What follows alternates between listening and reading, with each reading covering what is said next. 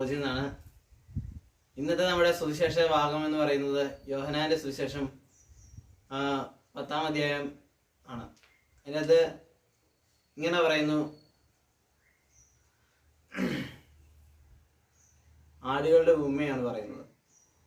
അതിനകത്ത് പിന്നെയും പറയുന്നുണ്ട് നല്ല ഇടയനെ കുറിച്ച്. നമുക്ക് ആദ്യമേ വചനം കേട്ടു നോക്കാം.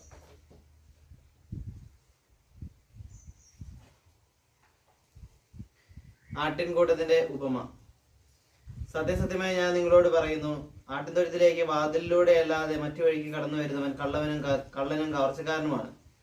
എന്നാൽ വാതിലിലൂടെ പ്രവേശിക്കുന്നവൻ ആടുകളുടെ ഇടയനാണ്. കാവൽക്കാരൻ അവന് വാതിൽ തുറന്നു കൊടുക്കുന്നു. ആടുകൾ അവന്റെ സ്വരം കേൾക്കുന്നു.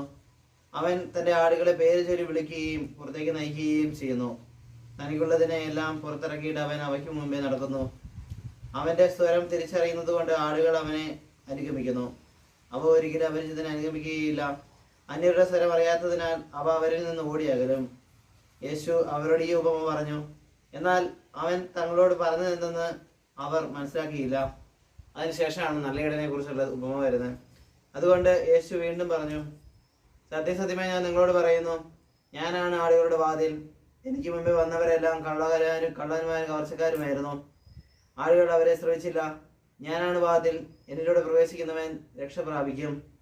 അവൻ അകത്ത് വരികയും പുറത്ത് പോവുകയും മേച്ചിൽ സ്ഥലം കണ്ടെത്തുകയും ചെയ്യും.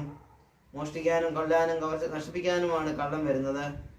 ഞാൻ വന്നിരിക്കുന്നത് അവർക്ക് ജീവൻ ഉണ്ടാകാനും അത് സമൃദ്ധമായി ഉണ്ടാകാനുമാണ്. ഞാൻ നല്ല ഇടയനാണ്.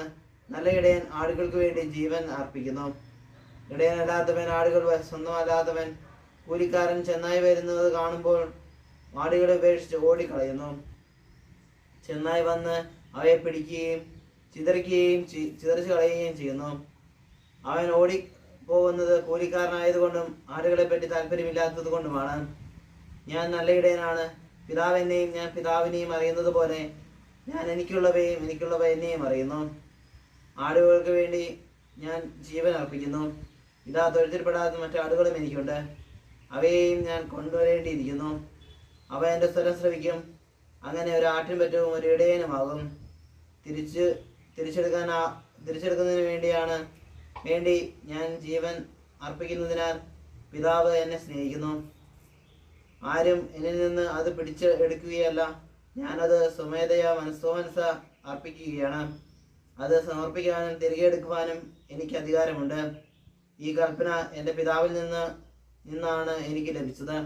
ഈ വാക്കുകൾ മൂലം യഹൂദരുടെ ഇടയിൽ വീണ്ടും ഭിന്നതയുണ്ടായി. അവന് പിശാചുണ്ട്, അവന് ഭ്രാന്താണ്. എന്തിന് അവൻ പറയുന്നത്